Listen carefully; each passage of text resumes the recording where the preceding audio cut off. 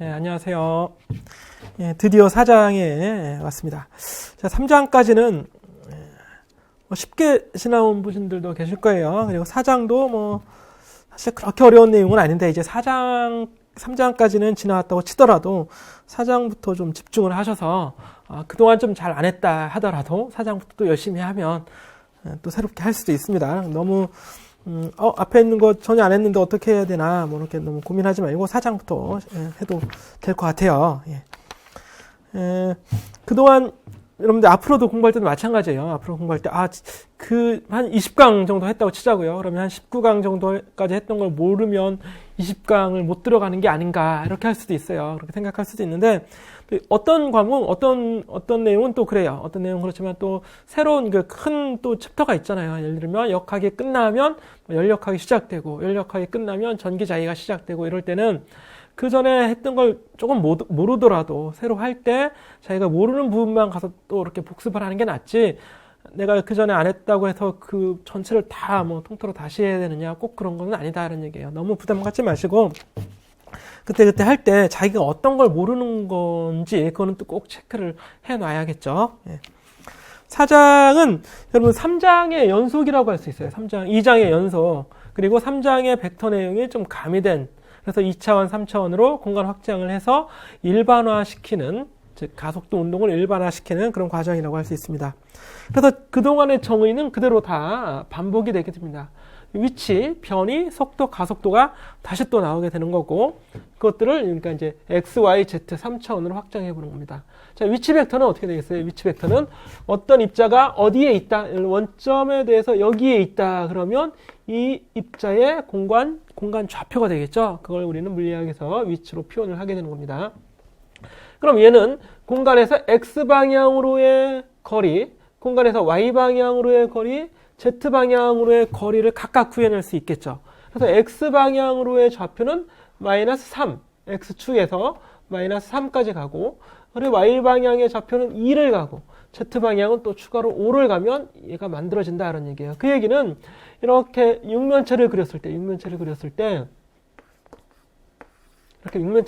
때 가로, 세로, 깊이, 이런 거하고 관련이 있죠, 여러분. 그렇죠? 그래서 특별하게 어려운 내용은 아닐 거다라는 얘기예요. 그래서 x 좌표 마이너스 3, y 좌표 2, z 좌표 5, 그러면 단위 벡터로 표현했을 때 마이너스 3 i 벡터, 플러스 2 j 벡터 더하기 5 k 벡터. 여기 이제 m은 단위죠, 단위. 미터 값이 되는 겁니다. 이래서 이제 위치를 우리가 하나의 지정을 할 수 있겠죠. 그래서 하나의 위치는 하나의 좌표를 가지고 지정할 수 있습니다. 이런 경우는 우리가 3차원이 되는 거고, 입자의 위치를 표현하려면 3개의 좌표가 필요하겠죠. 그래서 이 최소한의 필요한 좌표 또는 그 좌표 축을 우리는 자유도라는 말을 쓰기도 합니다. 자유도. 그래서 3차원에서는 3개의 자유도가 존재하게 되는 거죠. 자, 변이라고 하는 건 뭐냐? 입자가 여기 있던 입자가 다른 곳으로 갔어요. 그럼 위치가 변했기 때문에 그 위치의 변화량을 물리에서는 변이라고 얘기하는데, 변이의 개념은 나중 위치 빼기 처음 위치죠. 그래서 나중을 첨자 2라고 쓰고 처음을 1이라고 쓰는 겁니다. 그럼 나중 위치는 X방향의 나중 위치, Y방향의 나중 위치, Z방향의 나중 위치가 있겠고, 처음 위치도 X, Y, Z가 있겠죠. 단위 벡터, 벡터로 좌표계로 표현하면 이렇게 표현할 수 있다는 얘기예요. 그러면 이 I 성분은, 즉 X 성분은 X2-X1이 될 테고, 그래서 X2-X1이 전체 X 성분, Y2-Y1이 Y 성분, Z2-Z1이 Z 성분이 되겠죠. 그래서 I, J, K를 붙여줘서 벡터로 표현할 수 있는 겁니다. 이런 걸 우리는 단위 벡터를 가지고 표현을 했다라고 얘기합니다. 결과적으로 델타 R이라고 하는 건, 즉 변이 벡터라고 하는 건 X만의 변화량, Y만의 변화량, Z만의 변화량, 그래서 델타 X, 델타 Y, 델타 Z. 다시 이렇게 또 풀 수도 있어야겠죠? 이렇게. 그러면 결과적으로 우리가 X축만 살펴보고 Y축만 살펴보고 Z축만 살펴본 결과를 다 더한 그런 결과가 되겠죠. 동일한 정의가 그대로 적용돼서 차원만 우리가 확장한 그런 거라고 볼 수 있습니다.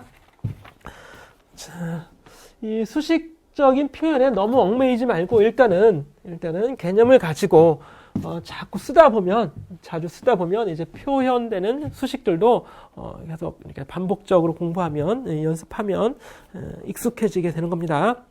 72페이지에 가보시면 위치와 변이가 주어져 있고 73페이지에 나와 있는데 72페이지, 73페이지, 74페이지로 가보죠. 74페이지 평균 속도와 순간 속도. 이제 속도를 공부해보자 이런 얘기예요. 속도도 이제 평균이 있었고 순간이 있었는데 이 둘의 구별은 뭐예요? 평균은 시간이 주어져 있죠. 시간이 주어져 있는 거고 순간 속도는 시간이 주어져 있는 게 아니라 미분이라고 했죠. 미분으로 표현할 수 있어야 되는 겁니다. 그래서 지금 나와 있는 건 평균 속도라고 하는 건 변이를 시간으로 나눈 것이 평균의 개념이었죠. 평균의 개념이나 이제 속도의 개념 변이를 시간으로 나눈 건데 변이는 기호로 델타 R, 시간은 기호로 델타 T로 이제 표현할 수 있습니다.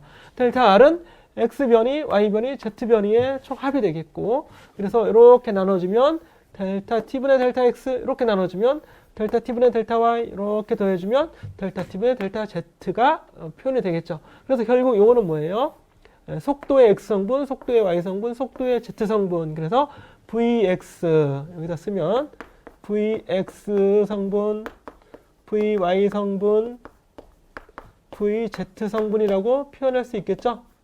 이렇게 쓸 수 있겠죠. 그래서 X 성분은 dx dt, 델타 X 나누기 델타 T, Y 성분은 델타 Y 나누기 델타 T, Z 성분은 델타 Z 나누기 델타 T 이렇게 나오겠죠. 우리가 앞에서 이미 다 공부했었잖아요. X 성분의 평균 속도는 어떻게 나와요?